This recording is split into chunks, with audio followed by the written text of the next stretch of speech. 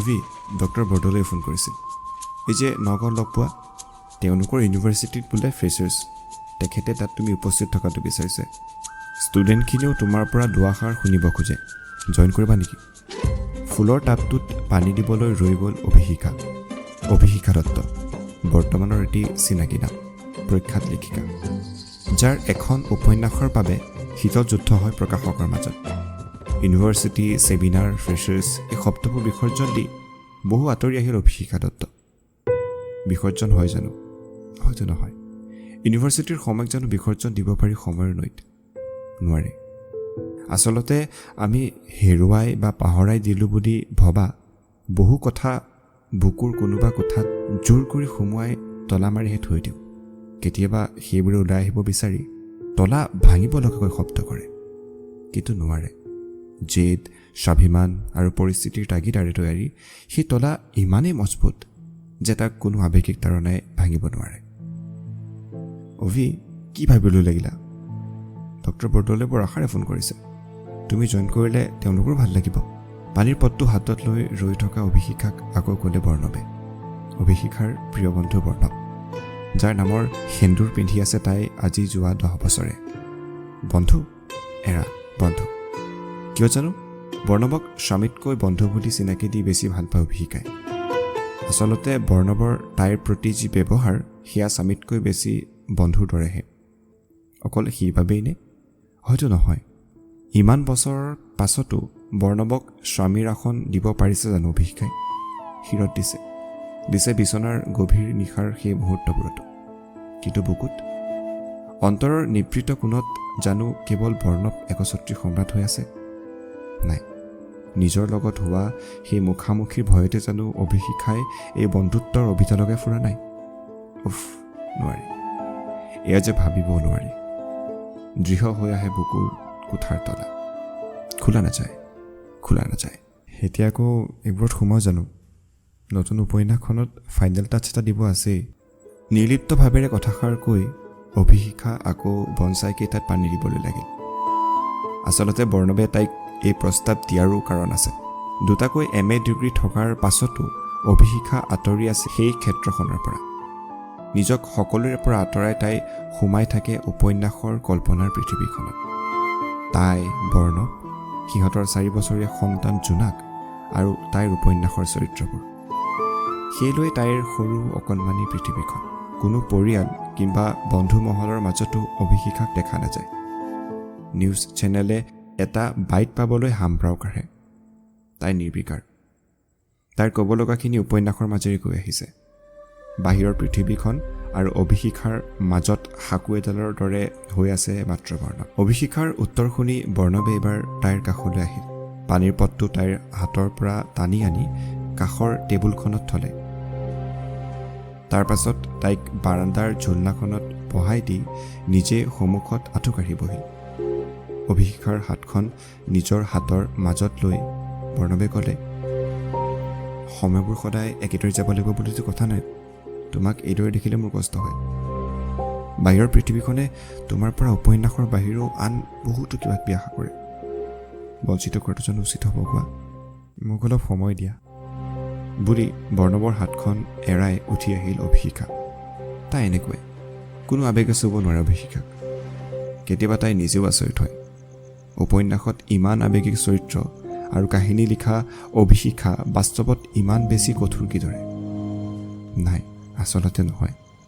নিজৰ আৱেগখিনি খুব সাৱধানে লুকাই ৰাখে তাই, আনকি বৰ্ণৱৰ পৰাও।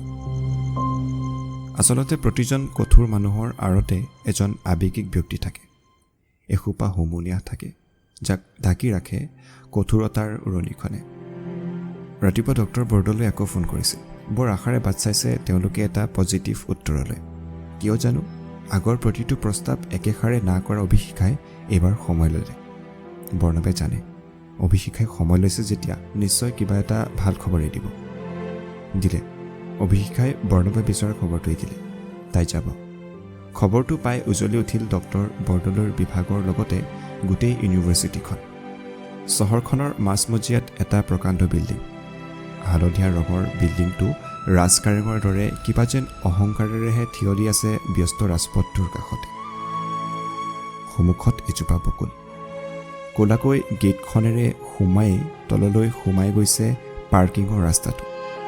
সোমাওঁতেই গেটটোৰ দুয়োফালে কেইবাজনীও চাদৰ মেখেলা পিন্ধা ছোৱালী। গাড়ীৰ গ্লাছেৰে অভিষিকাক দেখিয়েই নেকি তৎক্ষণাতে এজাক ল'ৰা ছোৱালী গোট খাই গ'ল। প্ৰফেচাৰ সকলো নামি আহিছে এজন এজনকৈ ওপৰৰ পৰা। হাঁহি মুখেৰে নামি আহিল বৰ্ণৱ। নাই, অভিষিকাচোন নামি যাব পৰা নাই। মানুহবোৰ দেখি তাইৰ যে বুকুখন কিবা অজান ভাৱত কঁপিব ধৰিছে। হয়, মানুহ ভাল পায় তাই, কিন্তু ভিৰলৈ ভয় লাগে, এক ভয়ংকৰ ভয়। বৰ্ণৱে বুজি পাইছিল। গাড়ীৰ দুৱাৰখন খুলি হাতত আলফুলে উলিয়াই আনিলে অভিষিকাক।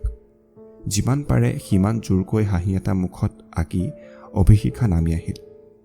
ডক্টৰ বৰদলৈয়ে গামোচা এখন পিন্ধোৱাৰ লগে লগে গোটেই মানুহখিনিৰ হাত চাপৰিৰে পৰিৱেশটো উৎসৱমুখৰ হৈ পৰিল। আহক আহক, আপোনালোকৰ বাবে ৰৈ আছিলোঁ। ডক্টৰ বৰুৱা অহাৰ প্ৰায় এঘণ্টামানেই হ'ল। ডক্টৰ বৰদলৈয়ে কাৰ কথা কৈছে বুজি নাপায় প্ৰশ্নবোধক দৃষ্টিৰে চালে অভিষিকা আৰু বৰ্ণৱে। তেখেতে হাঁহি মুখেৰে ক'লে, মানে ডক্টৰ অনুৰাগ বৰুৱাৰ কথা কৈছোঁ। আপোনালোকৰ সৈতে ইউনিভাৰ্চিটিত যে একেলগে পঢ়িছে, তেখেতক ইনভাইট কৰা হৈছে। এক বজ্ৰপাতৰ শব্দহে যেন বাজি উঠিছে ডক্টৰ বৰদলৈৰ প্ৰতিটো শব্দৰ লগে লগে। অভিষিকা কথমপি নপৰাকৈ ৰ'ল। অস্ফুট গেঙনিৰ দৰে তাই উচ্চাৰণ কৰিলে, অনুৰাগ। এই মাত্ৰ এটা নামেই অভিষিকাক লৈ গ'ল প্ৰায় 10 বছৰ আগলৈ। এক্সকিউজ মি, আপুনি অনুৰাগ বৰুৱা নেকি? গান গাইছে কিয় লাগে? ফোন নম্বৰ নে কফি খাবলৈ যাব লাগে? অ' হেল্ল', দিয়াৰে গান গোৱাৰ লিষ্টখন বনাব দিছিল, সেইবাবেহে। এই অভিষিকা দত্ত ইমানো সস্তীয়া নহয় যে যাৰে তাৰে লগত ফোনত কথা পাতি চাহ কপি খাই ফুৰিম। ইডিয়েট। কথাটো কৈ দপদপাই ওলাই আহিছিল তাই। একেথৰে চাই ৰৈছিল অনুৰাগ আৰু তাৰ লগৰ দুজনে। গোটেই ইউনিভাৰ্চিটিৰ ছোৱালীয়ে যাৰ এটা চাউনিৰ বাবেও হামৰাও কাঢ়ে, সেই অনুৰাগ বৰুৱাক এনেকৈ কৈ দিব পৰা কোন এজনী? অভিয়াৰীয়কে বৰ্ণৱৰ মাতত ঘূৰি আহিল অভিষিকা। ঘূৰি আহিল মানে তাইতো আচলতে অতদিনে তাতেই আছিল। বৰ্তমানত চলি আছোঁ বুলি ভবাটো বহু ক্ষেত্ৰত আত্মপ্ৰতাৰণা হয়, অতীতৰ গাঁথাৰ পৰা পলায়নৰ বাবে। নাই নাই, ভাৱাবেগত ভাবিব নোৱাৰে অভিষিকা। বৰ্তমান তাই এগৰাকী প্ৰতিষ্ঠিত লেখিকা, এখন চিনাকি মুখ সকলোৰে। এইদৰে আৱেগৰ দুৱাৰ মেলি দেখুৱাব নোৱাৰে তাই ভিতৰ জোৰা। আনক আৱৰি ৰখা মানুহে নিজে ভাঙিলে শোভা নাপায়। গম্ভীৰ খোজেৰে ডক্টৰ বৰদলৈৰ লগে লগে আগুৱাই গ'ল অভিষিকা। গোটেই ইউনিভাৰ্চিটিখনতে যেন উথপ-থপ লাগিছে। হ'বইতো, প্ৰিয় লেখিকাগৰাকীক ওচৰৰ পৰা চোৱাৰ হেঁপাহ, দুই এষাৰ কথা পতাৰ হেঁপাহ কোন পাঠকৰনো নাথাকে। বিল্ডিংটোৰে উঠি গ'লেই সোঁফালে পঞ্জীয়কৰ কোঠা। ডক্টৰ বৰদলৈয়ে তেওঁলোকক তালৈকে লৈ গ'ল। পঞ্জীয়ক নিজেও খুব উৎসাহী হৈ আছিল অভিষিকা দত্তৰ সেই আগমনত। কোঠাটোত সোমোৱাৰ লগে লগে তেখেতে অতি সম্ভাষণ জনালে। পঞ্জীয়কে তেওঁলোকক জনালে যে নৱাগত আদৰণি সভাৰ আজিৰ সন্ধিয়ালৈ মূল সাংস্কৃতিক অনুষ্ঠান আছে।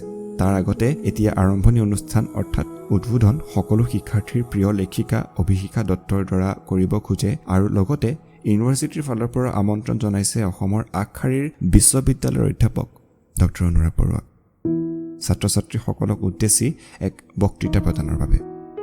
বৰ্ণৱে পঞ্জীয়ক আৰু ডক্টৰ বৰদলৈৰ লগত কথা পাতি থাকোঁতে অভিষিকা আকৌ হৈ পৰিল আনমনা। সেই প্ৰথম দিনৰ তিতা অভিজ্ঞতাৰ পৰা তাই যে চাহটো সহ্য কৰা নাছিল অনুৰাগৰ, কিন্তু সি চাগে কিছু অন্তৰ্দ্বন্দ্বত ভুগিছিল। আচলতে এই প্ৰেম বা আকৰ্ষণত কবলত পৰি সি সকলো ছোৱালী একেই ধৰণৰ ধাৰণা এটা লৈ পেলাইছিল, যিটো ধাৰণা মষিমূৰ কৰিলে অভিষিকাই।